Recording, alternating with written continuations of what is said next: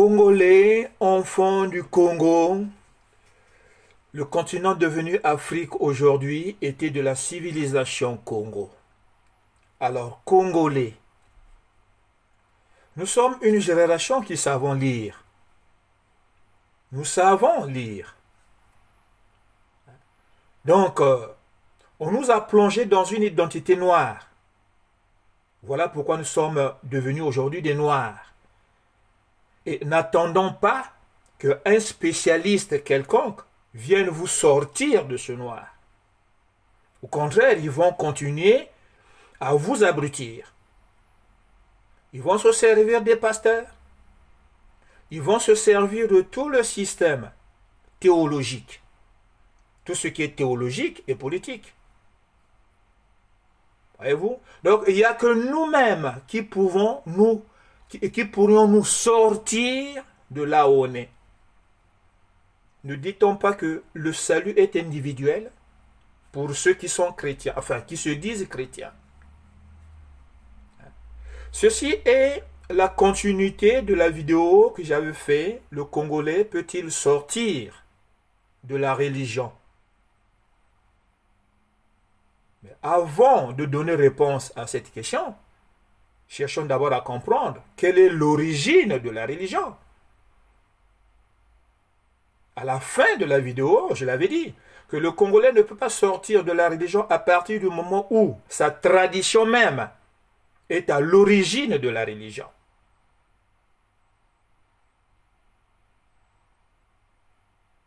Et là, je fais une suite. Je suis donc dans la continuité. Parce qu'il y a des vidéos qui circulent, oui, la Bible, c'est pas un livre fiable. Mais les mêmes personnes qui disent que la Bible, c'est pas un livre fiable, ils se servent de la Bible pour appuyer leurs recherches ou leurs commentaires. Vous ne trouvez pas qu'il y a contradiction là? Hein? Or, sachant que la Bible fut écrite à cause de la civilisation Congo. Aujourd'hui, on n'ose pas parler de non. Congo, les Noirs ont fait la civilisation. Non, mais si. Avant que les Noirs deviennent noirs, comme on le dit, ils étaient blancs pour avoir fait la civilisation. Et les Blancs d'aujourd'hui ne font que imiter la civilisation mise en place par ceux qui sont devenus noirs. Mais la Bible est un livre historique. Et l'histoire est authentique. Tout ça, c'est l'histoire Congo qui est en deux versions. Il y a la version mythologique qu'on entretient. Et il y a la version réelle qui est dans la Bible. Et pour vous abrutir, on continue de maintenir le côté mythologique.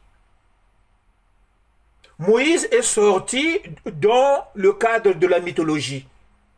Il est revenu à la réalité qui nous ramène vers la culture universelle, qui est authentique. Voilà pourquoi la Bible a été écrite. Enfin, les 5 premiers livres de Moïse. Moïse est le premier historien à avoir fait en sorte que ses écrits soient lus par toutes les catégories de la classe, de toutes les sociétés, quoi. Or, avant, les hiéroglyphes, c'était des écrits réservés qu'aux initiés, aux prêtres. Donc, la basse classe n'avait pas accès à cette connaissance-là. Vous voyez? Donc, après avoir quitté la Mésopotamie, donc cette région-là, Iran, Irak, Turquie, l'Asie mineure.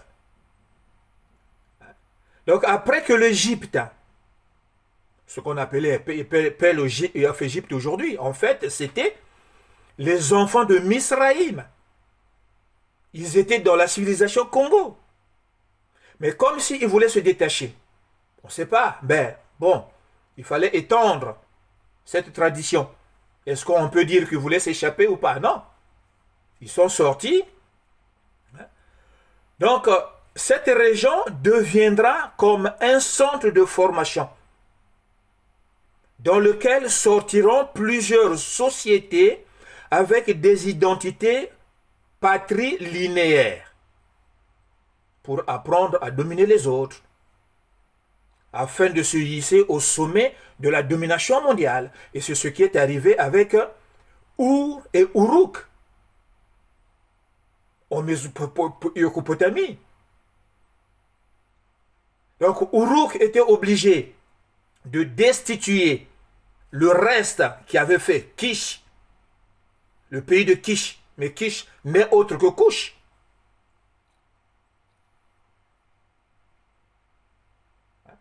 Donc là-bas aussi, les Sumériens, qui sont les Sémites, sont arrivés aussi à dominer cette contrée-là. Mais sous la civilisation Congo. Oui, sous la tradition, sous les pratiques que les Congos avaient mis en place. C'est ça la réalité qu'on ne veut pas dire. Voyez-vous? Donc ça, vous le retrouvez dans le livre de Genèse, chapitre 11, et en partie le verset 5. Vous lisez, vous voyez? Maintenant, c'est à vous de prendre les détails historiques non bibliques pour compléter votre connaissance.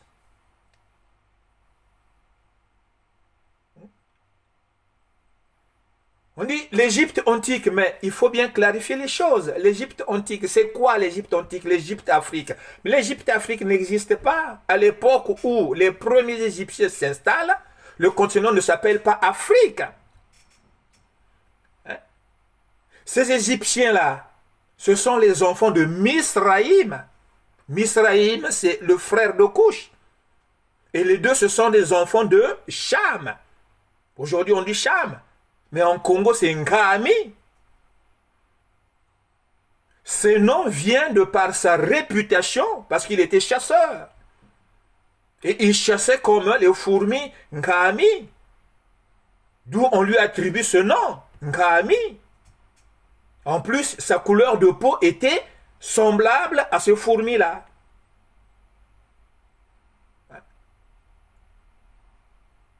Oui, c'est ça qui reprendra Éthiopie. Voyez-vous? Mais ces fourmis chasseurs, ce sont des noirs? Ah! Vraiment. Mais lisez! Et analysez ce que vous lisez. Même le sens de l'analyse vous a échappé parce que la confusion est devenue telle. Donc, les descendants de Misraïm, qui sont les enfants de Cham, ou Nkami, en Congo, ils vont venir dans le bas du Nil, ce qui est aujourd'hui Égypte. Donc, après avoir déposé les Cananéens, il faut dire les choses telles qu'ils sont. Toute la Phénicie, toute la Palestine, les Cananéens, et une partie des Élamites, Sodome et Gomorrhe, c'était des Congos. Ah oui, il faut dire les choses telles qu'ils sont. C'était des Congos. Voilà. Donc, les Misraïm sont donc ceux qui feront l'Égypte antique. Voilà. C'est ça. Et cette Égypte antique, ils sont dans la tradition qui deviendra la civilisation basique sortie de la tradition nimrodienne avec pour emblème le léopard. Voilà le Congo.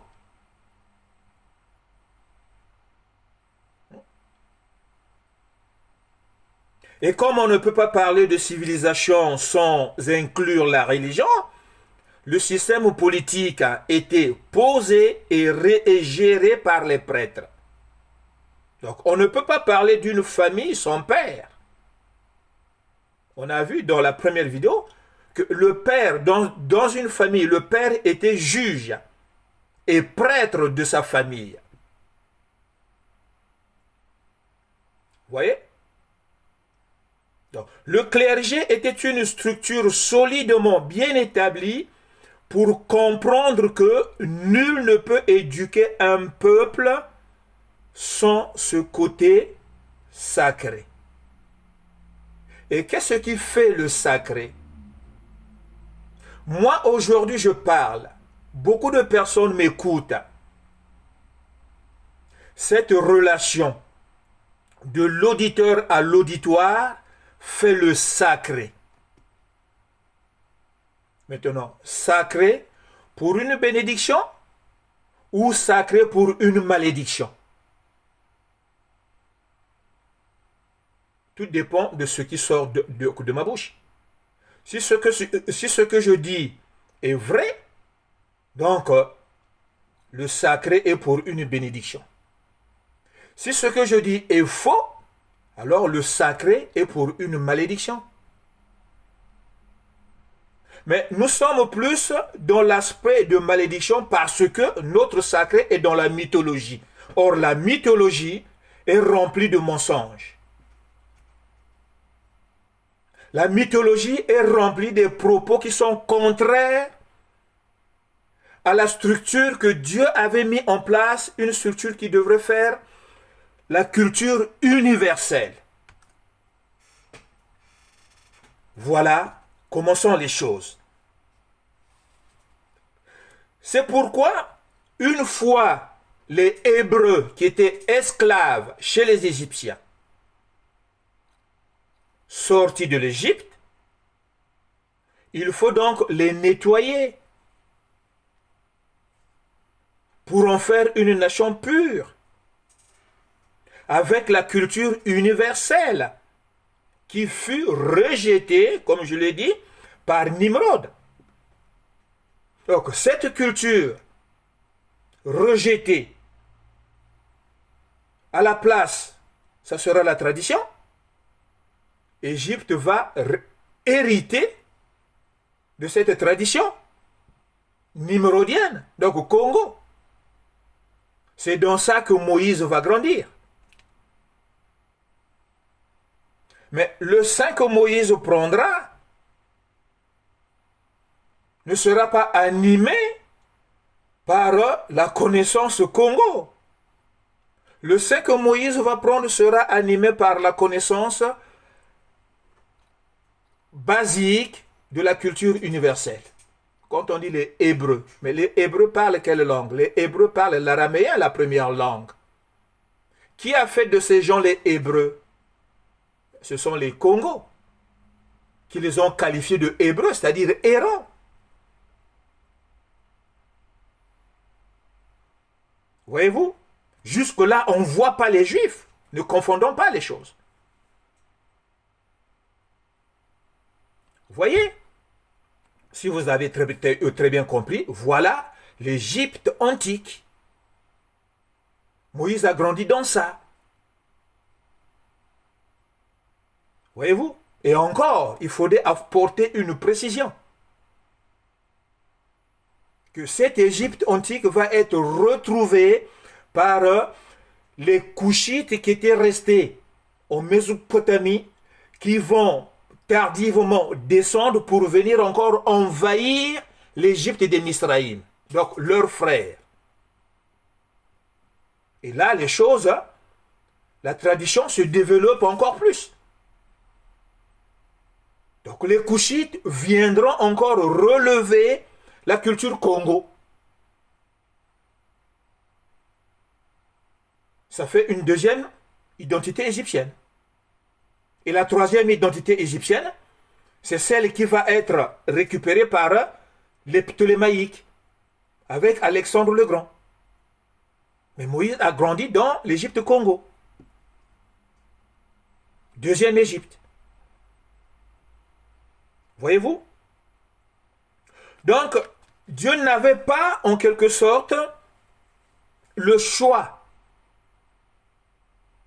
de recopier cette forme structurale religieuse, puisqu'il était question d'éduquer une nation. Voyez-vous? Donc, éduquer une nation, il faut mettre à la tête quelqu'un qui est quand même prêtre. Mais en fait, il ne l'est pas. Moïse. Voyez-vous? On donne ce rôle-là à Moïse. Dans l'Égypte, Congo, Moïse était un prêtre. Ah oui? Le représentant des prêtres. L'héritier au trône. Initié à la magie. Qui dit magie, dit aussi confusion. Voyez-vous? Comme on l'a vu dans la première vidéo, Moïse va être sous la charge d'un peuple qui va être le porte-lumière de la culture universelle. Mais puisqu'il a grandi dans une culture de tradition Congo plein de confusion, mais il faut nettoyer ce peuple-là pour retrouver sa forme, son identité pure. Donc, comme je l'ai dit, Dieu n'avait pas en quelque sorte le choix de récupérer cette forme structurale religieuse pour ramener une petite nation vers le pur parmi les grandes nations qui sont dans le pur. Mais les grandes nations, c'était l'Égypte, le pays de Canaan, les Phéniciens, les Hittites à l'époque, sans compter ceux qui venaient aussi de la Mésopotamie. Voyez-vous? Mais le pays qui deviendra Jérusalem, il était aussi occupé par une nation dont la tradition impure Congo, les Yébousites. Lisez dans la Bible, vous retrouverez. Voyez-vous?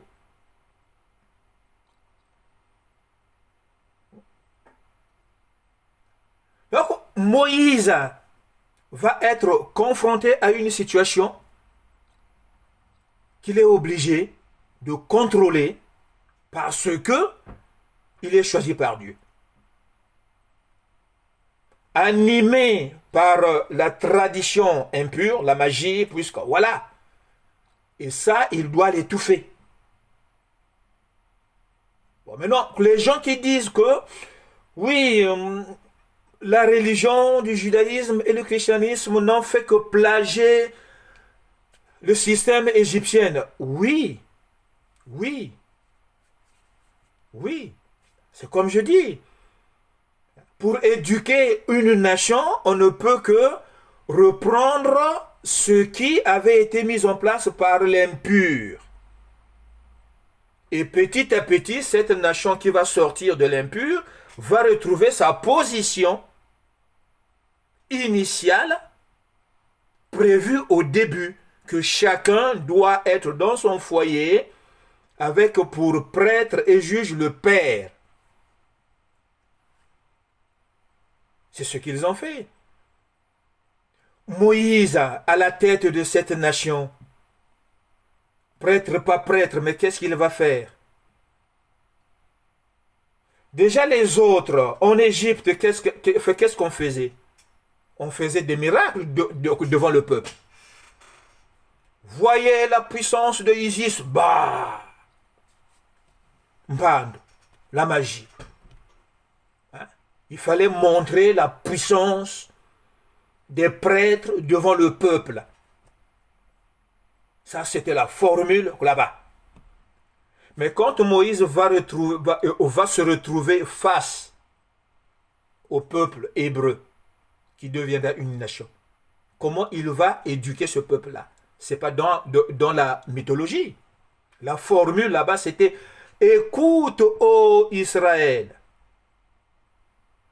On lit la loi. Écoute, ô Israël, tends l'oreille aux paroles de Yahvé votre Dieu. Une façon de dire, revenez à la base.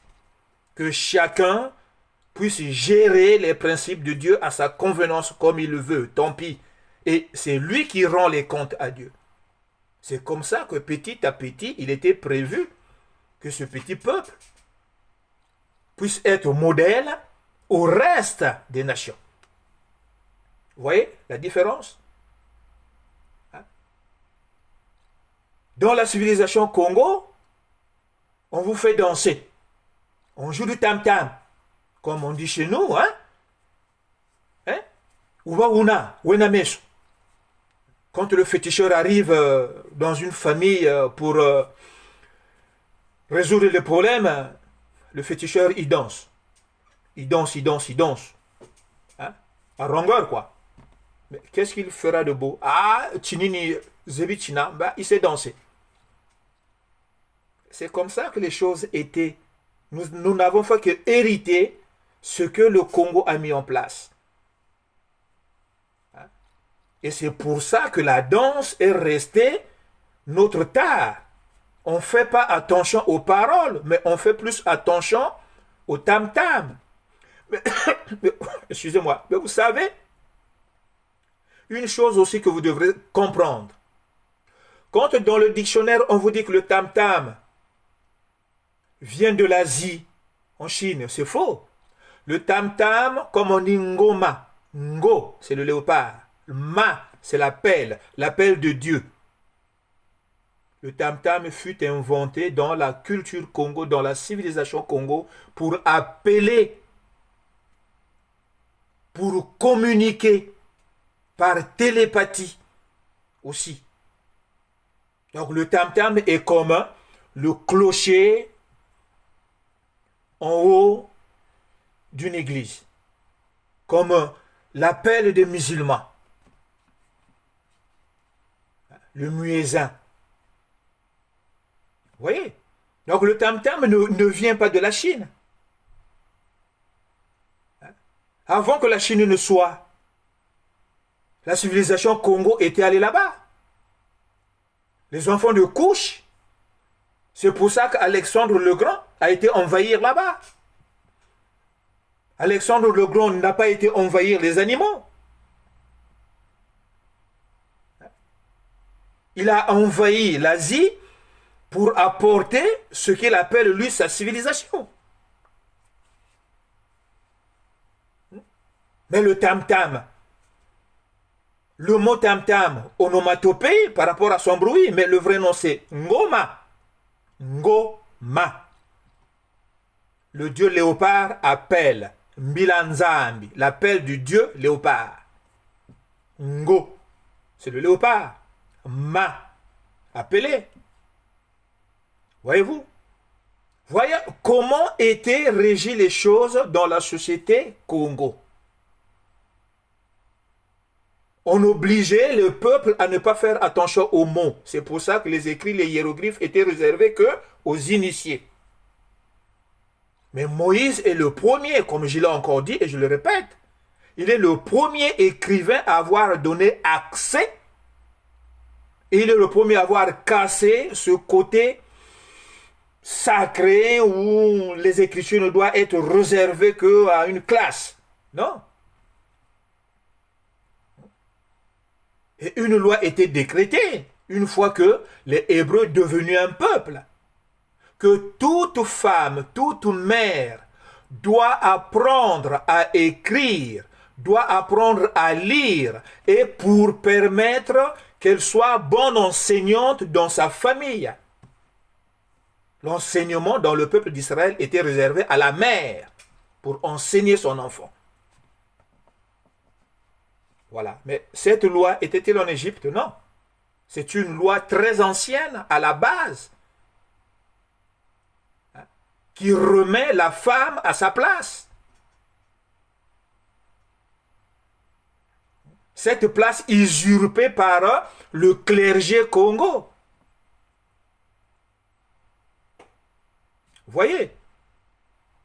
D'où Moïse, dans sa formule d'enseignement, écoute, ô Israël, mais écoutez quoi? La loi de Dieu. Donc Moïse est en train de remettre toute la psychologie qui doit permettre à un père de gérer sa famille.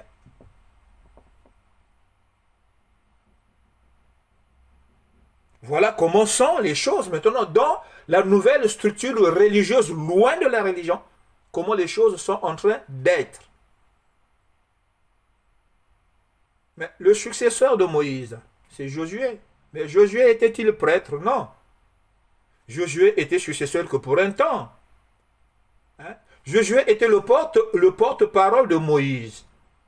Mais comment Josué est arrivé à être porte-parole de Moïse? Parce que Moïse, confronté à cette double tradition, hein, Moïse va subir un coup. Le fait d'être sorti de ce qui était secret, polichinelle, sorcellerie, magie, dans cette tradition Congo, Moïse va se rebeller contre ce système-là. Et la puissance satanique va faire en sorte que Moïse puisse devenir bègue.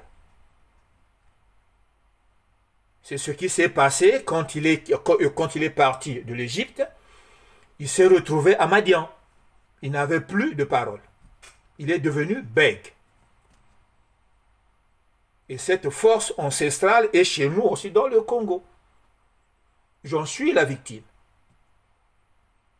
Oui, je suis victime de ça. D'où le bégayement est montard parce que j'avais tendance à contredire la tradition. Voyez-vous?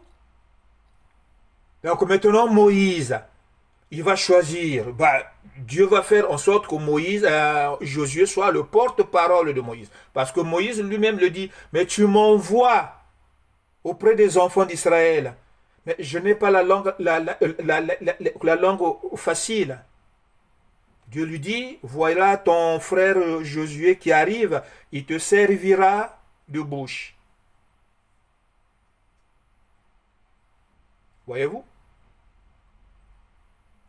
Toi, tu seras prêtre, mais c'est Josué qui parlera à ta place. Mais là encore, Dieu n'a pas dit, bon, je vais t'enlever ce bégaiement. Non, tu vis avec. Tu vis avec. Mais je prouverai à ceux qui t'ont rendu comme ça le contraire. Vous voyez? Mais Josué, était-il prêtre? Oui, non. Autrement, Moïse ne dira pas qu'il viendra un frère plus grand que moi. Hein? Ça, c'est la promesse qui va se réaliser sur Jésus. Voyez-vous? Donc, en plus de ça, Moïse il n'est pas arrivé à maîtriser la force ancienne. Comme on dit, le naturel revient toujours au galop. Sous la pression du peuple, assoiffé, ouais, tu nous as amenés ici, alors que là-bas où nous étions, on avait de l'eau. Regarde, dans le désert, on est en train de mourir de soif. Moïse dit, mais ayez confiance en Dieu. C'est pas moi qui vous ai amené ici, c'est Dieu qui veut tout ça. Mais un peuple grandi au milieu de la magie attend plus la magie que les paroles. Hein? Et Moïse, là, sous la pression du peuple, va commettre une faute grave. Il veut revenir dans le moi qui est à l'origine de l'égoïsme qui fera la religion, le moi. Il va taper son bâton sur le rocher, il va dire quoi? Voilà, je vous donne l'eau, au lieu de dire, voilà, Dieu vous donne de l'eau. Et le je vous là, Dieu trouvera, Moïse, toi là, tu es en train de céder à la force satanique dans laquelle tu as grandi. À cause de ça, tu ne vas pas traverser le Jourdain. Voilà. Donc le moi n'est pas bon. le nous est plus saint que le moi. Voyez? Voyez? Et c'est à cause de ça que Moïse ne va pas traverser le Jourdain. Voyez? Donc, ça ne fait pas de Moïse un prêtre. Parce que lui aussi, il était impur en quelque sorte. Donc, aucun être humain impur n'a le droit de jouer le rôle de prêtre, ce rôle-là, ou prêtre ou pasteur. Parce qu'on est tous impurs. La nature cachée en nous, la nature égoïste en nous fera que ça va nous pousser de posséder les autres, ce qui n'est pas bien.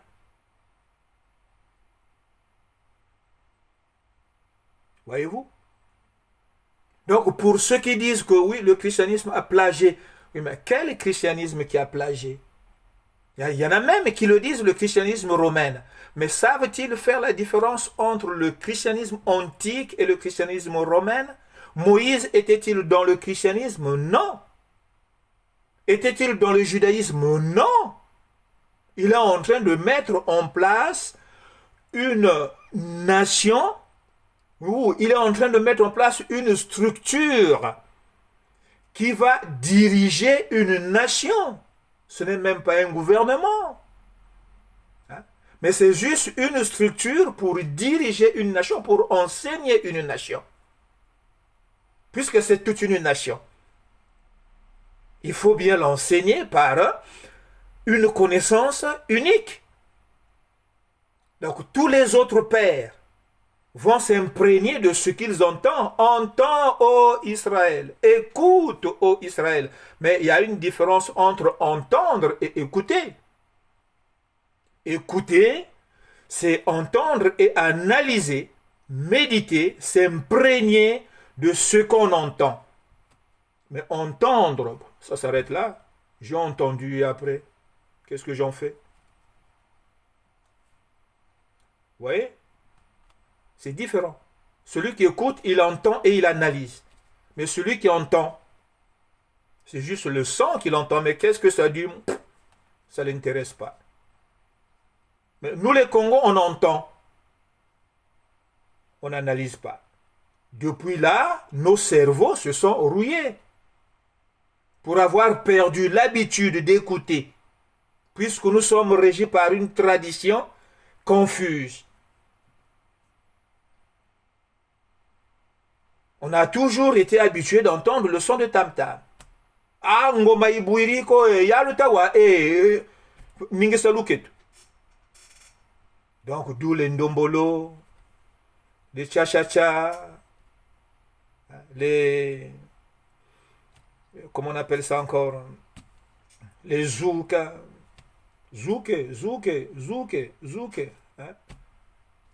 Voilà, c'est tout. Ah, cette chanson, eh bien, on ne fait jamais attention au mot. Kunku Théo Blaise a chanté une chanson qui est révélatrice, qui est même une prophétie, mais qui fait attention aux paroles au Kunku Théo. Il y en a même qui le rejettent parce que leur conscience grince. Mais le rythme, ah oui, le rythme, ah la chanson de Théo, le rythme est très bon. Chapeau. Théo, c'est un grand.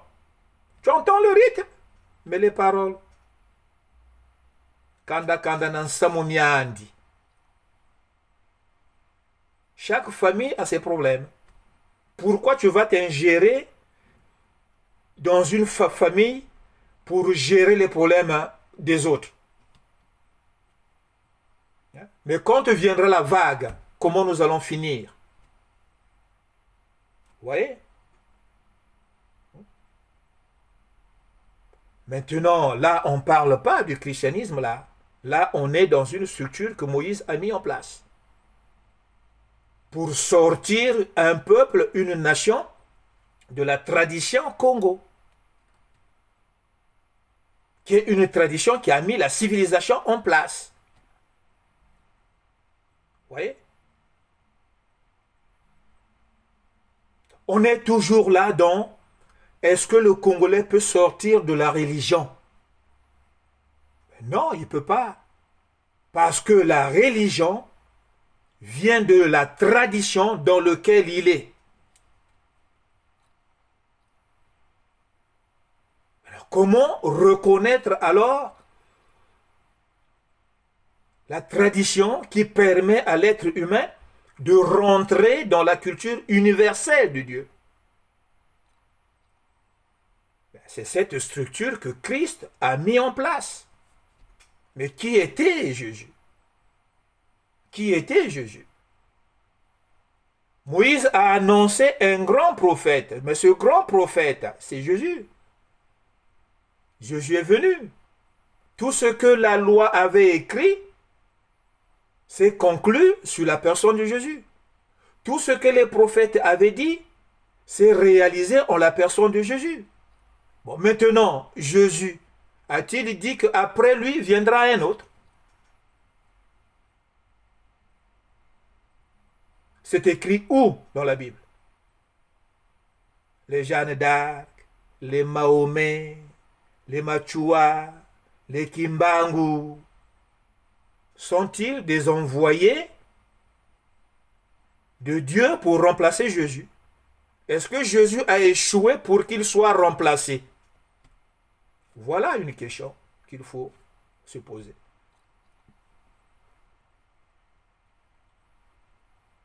Vous voyez? Donc, je suis en train de préparer une autre vidéo pour justement expliquer quelle est la vraie voie à suivre, comment suivre Jésus-Christ, lui qui a mis en place cette structure qu'on appelle le christianisme. Mais quel christianisme? Rome n'a rien à voir avec la structure christianisme que Christ a mis en place. Les Romains n'ont fait que récupérer la structure traditionnelle au Congo.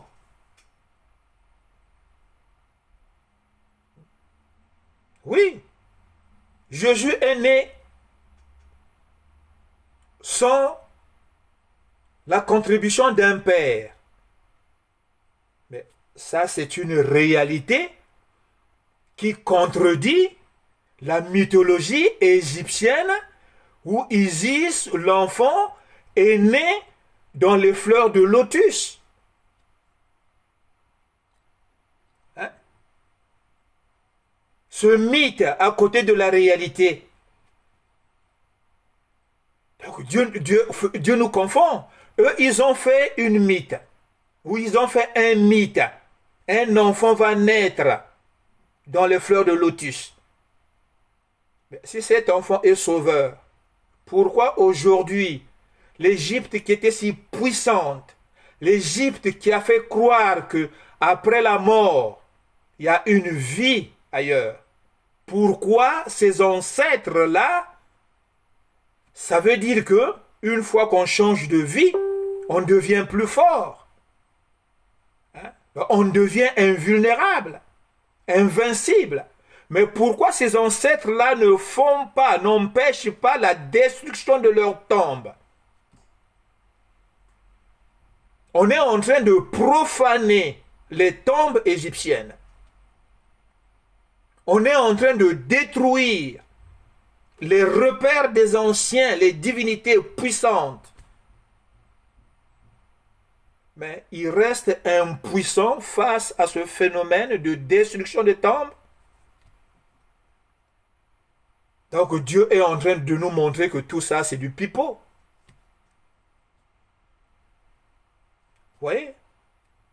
Nous sommes les descendants de cette Égypte-là, que ce soit l'Égypte antique, que ce soit l'Égypte intermédiaire Congo. Nous sommes les descendants. Mais où sont ces ancêtres qui ont fait le bras de fer avec Dieu pour défendre leurs enfants que nous sommes? Même pas pour nous défendre nous, mais au moins protéger leur mémoire. On est en train de profaner les tombes. sous prétexte pour faire avancer la science. Donc cette science n'avance que sur les cadavres des Noirs.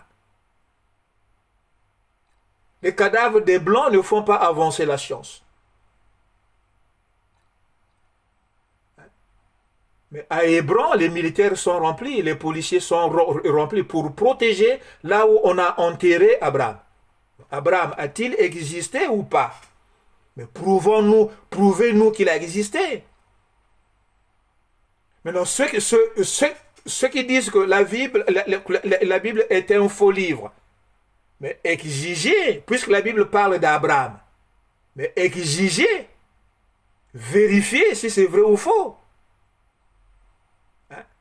Le détail reste à aller fouiller là où Abraham est enterré. Si c'est vraiment Abraham ou pas Abraham. On va aller fouiller, on va vérifier. Ah oui, bon, c'est lui. On va recouvrir. Mais non, il ne faut pas toucher. Il ne faut pas toucher. Il faut laisser les morts en paix. Oui. Ce type de morts doivent rester en paix. Mais ceux qui ont fait l'Égypte, ah non, c'est pour faire avancer la science. Et nous, les Noirs, on applaudit. Bien, bien, bien. Ah, on a découvert tout le temps comment, ah, il a existé. Bien, bien, bien, bien, bien, bien, bien. Ah, c'est vrai qu'il a existé. Mais la Bible parle aussi d'Abraham. Est-ce que Abraham a vraiment existé? Oui, vérifions. Non, vérifions. Pour eux, il ne faut pas déranger les morts. Mais pour nous, il faut une preuve. Qu'est-ce qu'on appelle profanation de temple?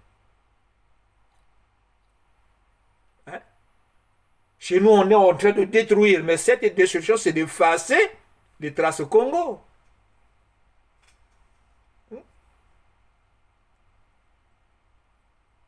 La preuve en est encore aujourd'hui.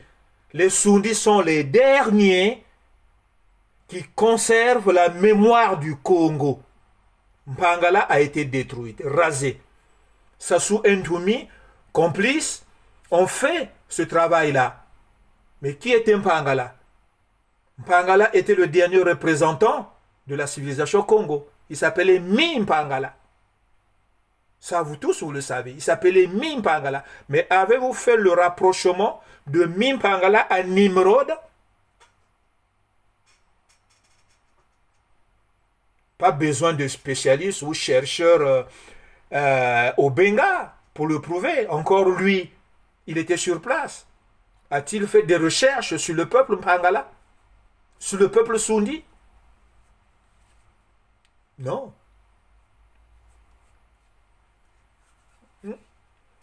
Un Français l'a dit, quand on va vous parler que l'Afrique est occupée par l'Europe, vous n'allez pas croire.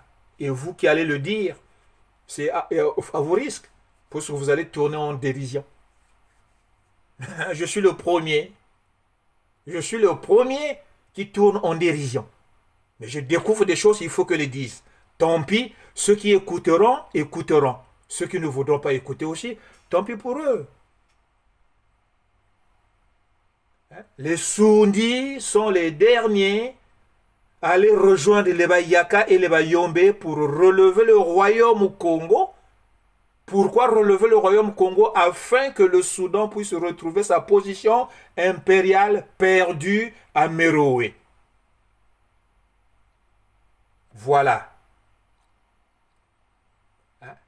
Pas besoin d'être spécialiste pour le dire. D'ailleurs, les spécialistes, ils ne le diront pas, parce qu'ils ont pour mission d'effacer les traces Congo.